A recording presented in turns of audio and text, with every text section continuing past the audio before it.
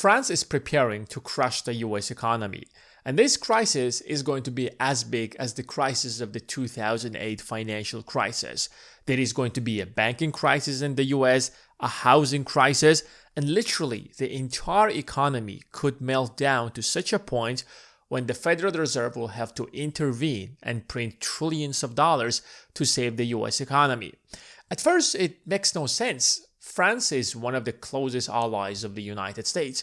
Why would France plan to crush the US economy? And the problem is that France is not going to do that intentionally. The French economy is a huge time bomb. If you know anything about France, then France is drowning in debt way more than the United States. The French debt to GDP ratio has actually reached 115%. And the trajectory is very clear. And unlike the United States that can print trillions of dollars because it has the global reserve currency, France doesn't have the global reserve currency. In fact, France uses a currency that is used by many other European countries, which is euro. So France doesn't have full control over its currency. So if you look at the trajectory, the debt to GDP ratio will only get worse. And the problem with the French debt is that 55% of the French debt is held by foreign investors. So France can't just basically solve its debt problem. If you compare that to the United States, only a third of the US debt is held by the foreign investors, even more than a third. So France literally have one of the highest numbers in the world, which means that France, one way or another, will have to pay back its debts. The French debt right now is such a huge problem that credit rating agencies have downgraded the debt in 2024 from AA to AA-. And in 2025, they have downgraded the debt from AA to A+. At first, it doesn't seem like a big deal. France is still considered one of the safest debts in the world. Going down to A+ basically means that you're no longer considered one of the safest investments in the world. And investors are no longer going to trust you like they used to trust you in the past. And the problem is that this is just the beginning. The reason that they have downgraded the debt is because the debt to GDP ratio is rising so insanely fast. So 2 years from now, they're going to downgrade it to maybe A-, and then it is going to go to B, and so on and so forth. If you're going to be downgraded to about B+, then at that point, you're no longer considered a safe investment. At this point, you're considered a very speculative gambling investment. So this is basically how we measure, for example, Bitcoin. And if the French debt goes to as low as Bitcoin, then you realize that French is in trouble. But here's the question.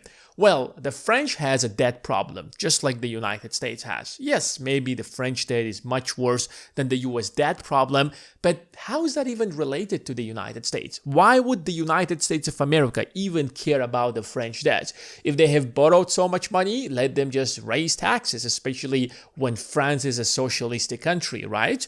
Let them just raise their taxes and pay off their debt. What that has to do with the United States of America? Unfortunately, that's not how the system works. Remember, the United States controls the global economy, and France is deeply integrated in the US financial system. And that means that if France is going down, then the United States of America is going down. Let me show you. So over the next couple of years, as the French debt deteriorates, here's what's going to happen. First of all, France borrows money in euro. And euro is the currency of the entire European Union. So if investors suddenly will lose trust in the French debt, what is going to happen to the euro? They will lose trust in euro. So any other country that is borrowing money in euro, their debts will deteriorate as well. So suddenly investors will lose trust, for example, in German debt. They will lose trust in the Spanish debt. They will lose trust in all other debts that is being borrowed in euro. France is basically, with this debt problem, is putting at risk the entire European Union. And if you think that this is an exaggeration, I want you to go back to 2008 and 2009 when Greece fell into a crisis.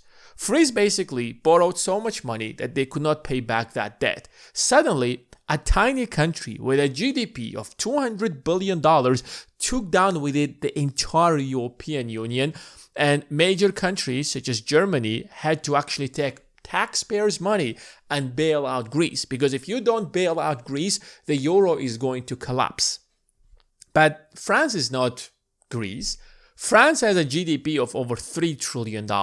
France is literally the second largest economy in European Union. So if Germany is able to save Greece, Germany is not able to save France.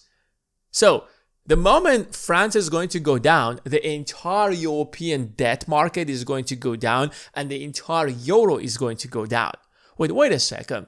That is the problem Europe has. The question comes back. What that has to do with the United States of America. Well, let me show you how exactly that works. The moment all the European debt, including the French debt, is going to go down, it is going to crush the entire European currencies.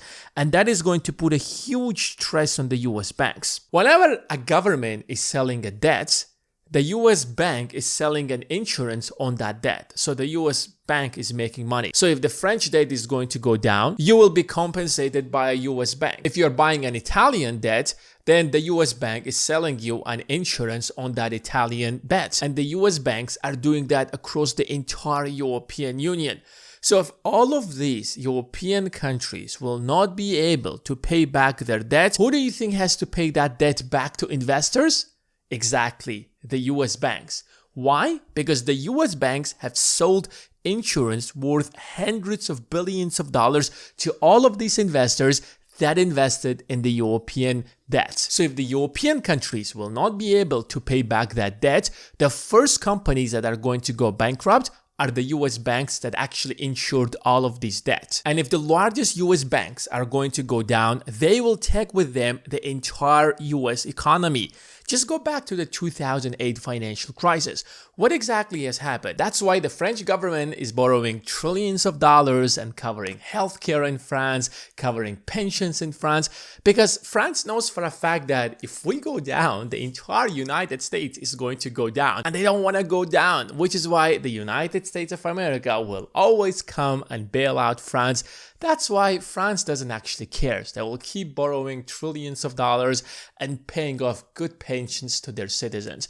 Even though unemployment rate in France is the highest in all of the G20 countries, even though that France is barely paying their interest payments, even though that France, there's so many things they cannot possibly afford, but who said that we can't borrow as much money as the United States of America?